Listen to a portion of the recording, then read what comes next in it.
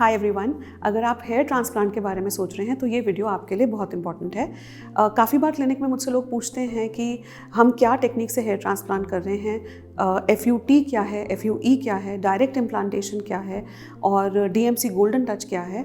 तो इस वीडियो में मैं आपको अलग अलग प्रोसीजर्स के बारे में बताऊंगी और कैसे आप डिसाइड कर सकते हैं कि आपके लिए किस टेक्निक से हेयर ट्रांसप्लांट सबसे अच्छा रहेगा, क्या है वो टेक्निक जो लेटेस्ट है और सबसे ज़्यादा ब्लडलेस है और स्कारलेस है और सबसे ज़्यादा हीलिंग टाइम जिसमें कम है और सबसे ज़्यादा हेयर की डेंसिटी जिसमें ज़्यादा है। तो ये हम इस वीडियो में बात करेंगे। और हेयर ट्रांसप्लांट पे हमने और भी वीडियोस बनाई हैं जिसमें हमने काफ़ी कुछ बताया हेयर ट्रांसप्लांट के बारे में, अलग अलग तरह का hair fall, male pattern baldness और कैसे डिसाइड करें कि कब आप कैंडिडेट हैं हेयर ट्रांसप्लांट के। ये सब जानने के लिए आप हमारी बाकी वीडियोस भी देख सकते हैं। तो चलिए शुरू करते हैं वीडियो। सबसे पहले हेयर ट्रांसप्लांट के लिए ये बताना चाहती हूँ कि इसके 2 पार्ट्स हैं।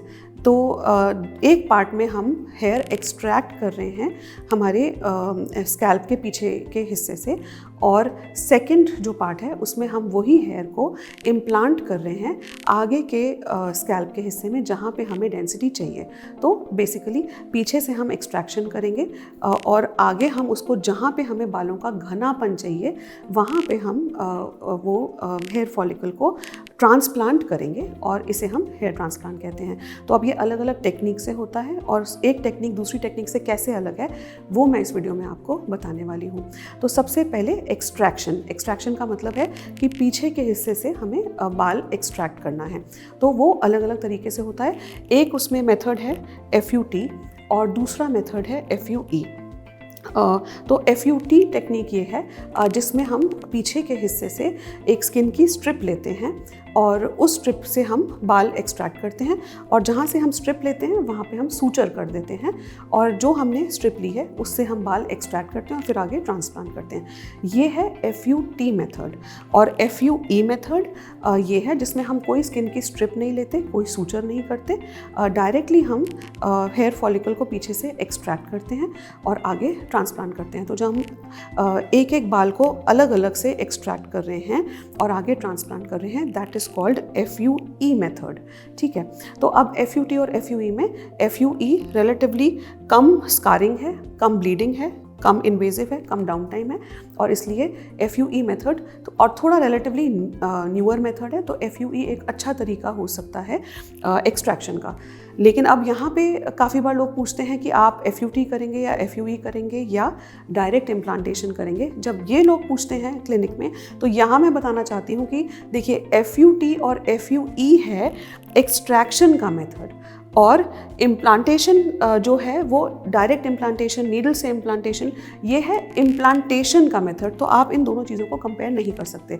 बट तो सबसे पहले हम देखें कि अब हमने एक्सट्रैक्ट कर लिया बाल, तो अब हमें इसको इम्प्लांट करना है। अब इम्प्लांटेशन के क्या क्या तरीके हैं? तो जब हमने इम्प्लांट करना है तो उसके 2 तरीके हैं जो सबसे ज़्यादा पॉपुलर हैं। एक है स्लिट तरीका और दूसरा है इम्प्लांटर या नीडल मेथड। तो जो स्लिट मेथड है उसमें हम बाल को आगे ट्रांसप्लांट कैसे कर रहे हैं, हम आगे स्लिट्स बना रहे हैं और उन स्लिट्स में हम हेयर फॉलिकल को ट्रांसप्लांट कर रहे हैं, वो है स्लिट मेथड। और जब हम इम्प्लांटर या नीडल मेथड कर रहे हैं तो उसमें हम एक नीडल या इम्प्लांटर को यूज़ कर रहे हैं और उससे हम इम्प्लांट कर रहे हैं बालों को आगे। ये आपस में कैसे डिफरेंट हैं और क्या इसमें से ज़्यादा अच्छा रहेगा वो हम अब देखते हैं। तो देखिए, जब हम इम्प्लांटर या नीडल मेथड यूज़ कर रहे हैं तो हम डायरेक्टली आपके बालों को इम्प्लांट कर रहे हैं, हम कोई स्लिट्स नहीं बना रहे आपके स्कैल्प में आगे की तरफ। तो जब हम डायरेक्टली इम्प्लांट कर रहे हैं तो उससे क्या हो रहा है, उससे ये हो रहा है कि हम ज़्यादा अच्छा इंटेंस प्लांटिंग कर पाएंगे, क्योंकि जब हम स्लिट बना रहे हैं तो हम ज़्यादा बड़े एरिया को स्लिट बना रहे हैं एक हेयर फॉलिकल को उसमें इम्प्लांट करने के लिए। और जब हम डायरेक्टली सिर्फ एक इम्प्लांटर यूज़ करके या नीडल यूज़ करके उसे इम्प्लांट कर रहे हैं तो हम सिर्फ उतने एरिया को ही टारगेट कर रहे हैं। दिस इज़ मोर टारगेटेड, और क्योंकि ये ज़्यादा टारगेटेड है स्लिट के मुकाबले तो इसमें ज़्यादा इंटेंस इम्प्लांटेशन हो सकती है और हमें लंबे स्लिट्स बनाने की ज़रूरत नहीं है, और हमें ज़्यादा तो स्लिट में हमें थोड़ा दूर दूर प्लेस करना होगा ग्राफ्ट को, और इस वजह से जो इम्प्लांटेशन मेथड है विद नीडल और इम्प्लांटर वो ज़्यादा इंटेंस इम्प्लांटेशन होगी, तो डेफिनेटली रिजल्ट ज़्यादा अच्छे लगेंगे, ज़्यादा घनी ग्रोथ नज़र आएगी। सेकेंड रीज़न ये है कि multi directional planting. Multi directional planting का क्या मतलब है कि जब हम नीडल से या इम्प्लांटर से कर रहे हैं तो हम डायरेक्शन डिसाइड कर सकते हैं, तो किस डायरेक्शन में उस हेयर को ग्रो करना है, उस डायरेक्शन में इम्प्लांटेशन होगी तो डेफिनेटली रिजल्ट ज़्यादा अच्छा होगा। थर्ड, ऑब्वियसली लेस स्कारिंग, क्योंकि जब आप स्लिट नहीं बना रहे और आप नीडल से इम्प्लांट कर रहे हैं या इम्प्लांटर से इम्प्लांट कर रहे हैं तो स्कारिंग काफ़ी कम है, और ये ज़्यादा कम ट्रॉमेटिक भी है ग्राफ्ट के लिए, क्योंकि जब आप स्लिट बना रहे हैं तो आप फोर्सिप्स से उसे इम्प्लांट कर रहे हैं, और जब आप नीडल से या इम्प्लांटर से कर रहे हैं तो आप उसे पुश नहीं कर रहे हैं अंदर उतना, तो ये ग्राफ्ट के लिए भी थोड़ा कम ट्रॉमेटिक हो सकता है।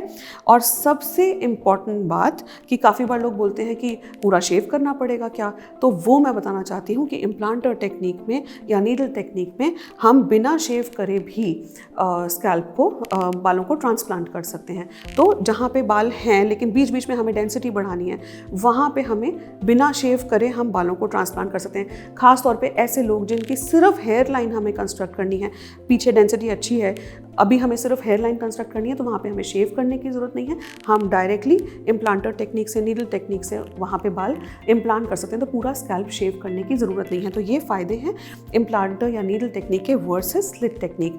तो अब आप कहेंगे क्या स्लिट टेक्निक बिल्कुल नहीं करनी चाहिए? ऐसा बिल्कुल भी नहीं है, स्लिट टेक्निक भी हो सकती है, स्लिट टेक्निक के भी अपने फ़ायदे हैं। खास तौर पे इम्प्लांटर टेक्निक, नीडल टेक्निक आप कर सकते हैं फुल स्कैल्प के लिए, स्पेशली अगर हेयर लाइन कंस्ट्रक्ट करनी है।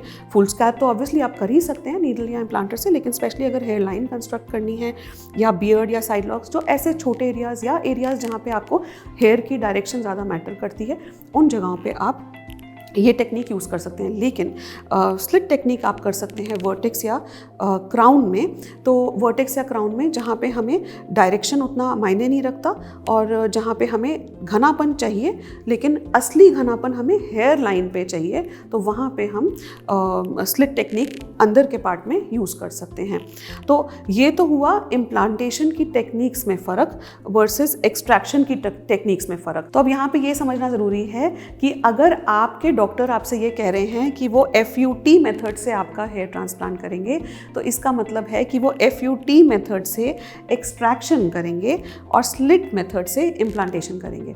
और अगर आपके डॉक्टर कह रहे हैं कि वो FUE मेथड से आपका हेयर ट्रांसप्लांट करेंगे, तो इसका मतलब है कि FUE मेथड से वो एक्सट्रैक्शन करेंगे और स्लिट मेथड से इम्प्लांटेशन करेंगे।